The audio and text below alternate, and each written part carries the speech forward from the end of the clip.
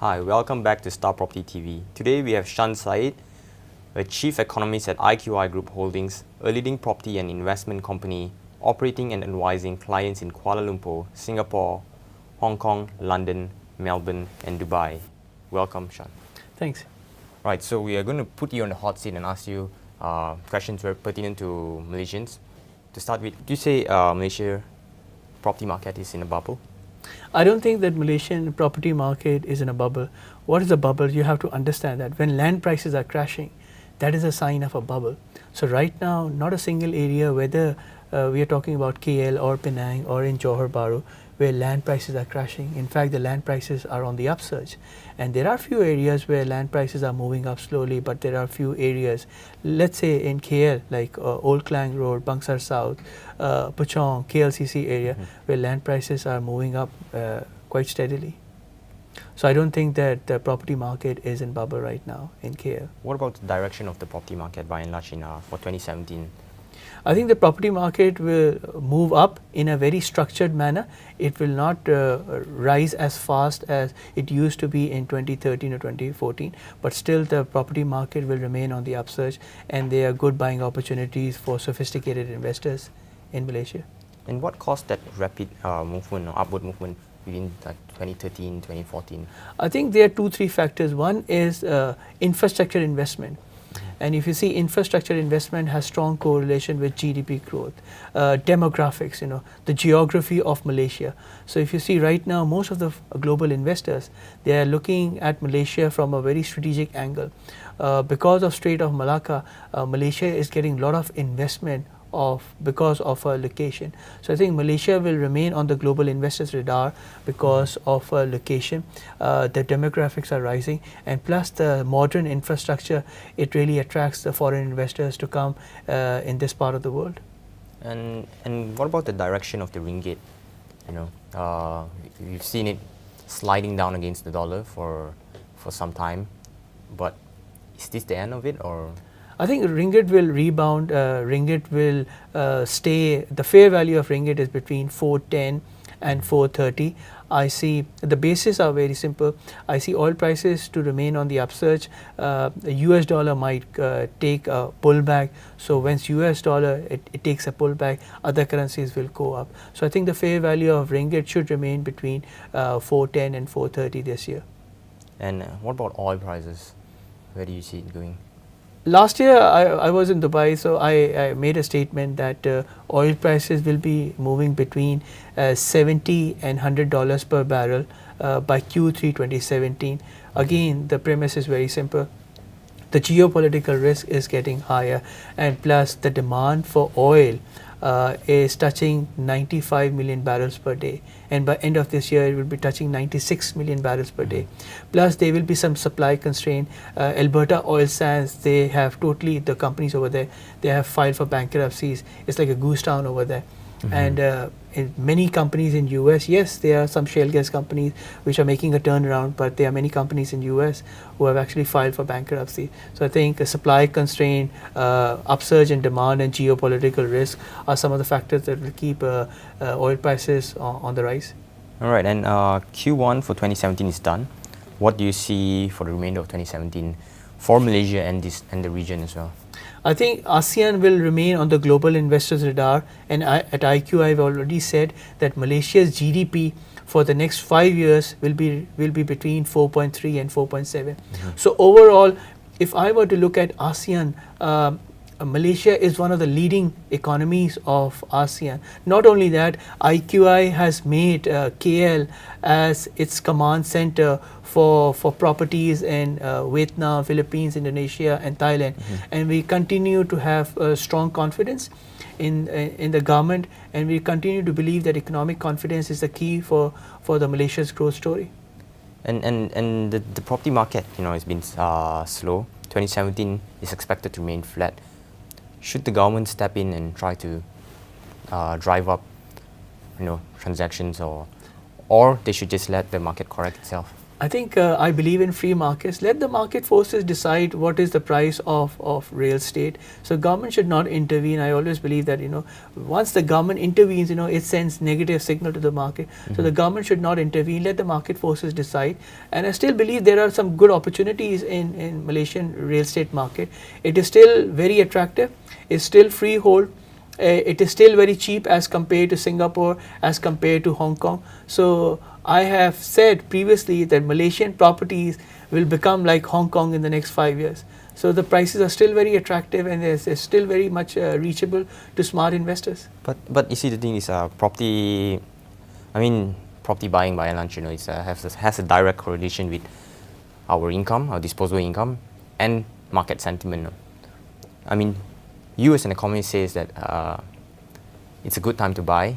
There are good opportunities, but the man on the street don't think so. The sentiment is poor. They are afraid to commit. I don't know whether it's because election is looming. I don't know whether how much that influenced their sentiment. I think I disagree with you. In 2008, Malaysia's GDP was $248 billion. As of now, when we speak, Malaysia's GDP is $325 billion. So if you see, in the last 9 years, the income levels have gone up. People are making money. And what is GDP? To a layman, GDP is your income level. I know a person who was driving Toyota Vios when I moved from Chicago to KL. Now the same gentleman is driving Mercedes 400. It means his living standard has moved up. That's why he can afford Mercedes 400. So I think the living standards are going up. The income levels are going up. For some people, yes. But the income levels are not going up. The central bank is still, not approving at least like 50% for home loans. I believe their argument is they're actually protecting the buyers, before you commit a 35-year loan for a mortgage. So if they're doing fairly well, why isn't the banks approving their? I think it's a matter of perspective. Banks are still lending money. They want to lend money. That's how they will make money. Yep. But if you say the banks are not lending money, I think that's a statement that's quite out of context. So banks are still lending money. But if I used to work for Standard Chartered banks.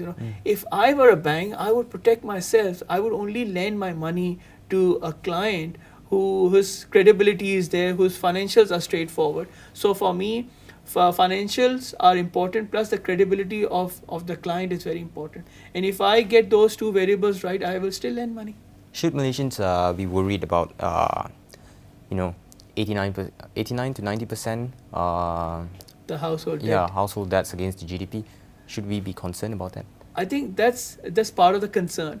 But the household debt to GDP level can go down if the income levels are rising. So income levels are still rising. They are not going down. People are still making money. The GDP is still on the upsurge. So the household debt, it's everywhere. If you go to Europe, the household debt to GDP ratio is around 95%. In US is 106%. So I think nothing to worry about. When the economies are growing, you need to have the income levels are rising, the household debt is rising as well. So it's part of the growing economy. So nothing to be afraid of. And you say, you foresee Malaysian property market prices, the prices are going to reach levels of what we see in Hong Kong. Why are you so bullish? Because of Malaysia's geography. Malaysia's geography is still very much relevant to global investors. You'll be surprised to know that 40% of the global oil supplies are moving through Strait of Hormuz, which is close to Iran, and the other one is Strait of Malacca. And 80% of China's trade is moving from west to east through Strait of Malacca. So Strait of Malacca and Malaysia's geography in terms of military, in terms of naval and of its location, I think that makes Malaysia very, very attractive for global investors. And that's why most of the Japanese and the Koreans, they're coming over here and they're buying properties in big numbers. Not only the local, but also foreigners as well. So Malaysia's geography is very attractive for global investors. We have quite tight regulations for foreign investors. I believe they have to invest in quite a pricey home if they want to get a home here. And is it right that our government controls this? Will the influx of foreign investors hurt Malaysians or do well for us? Not at all. I think that's the beauty of Malaysia's real estate market. It's a very mature market. The regulations are very much in place, so that there's no point of speculation. You know, there's no point of flipping your property. I buy today and I flip it tomorrow. It's not like that. So it's a very mature market. The investors are very mature, and the regulation, the rules are very much in place. That makes the property market very ideal for sophisticated investors to look at this region.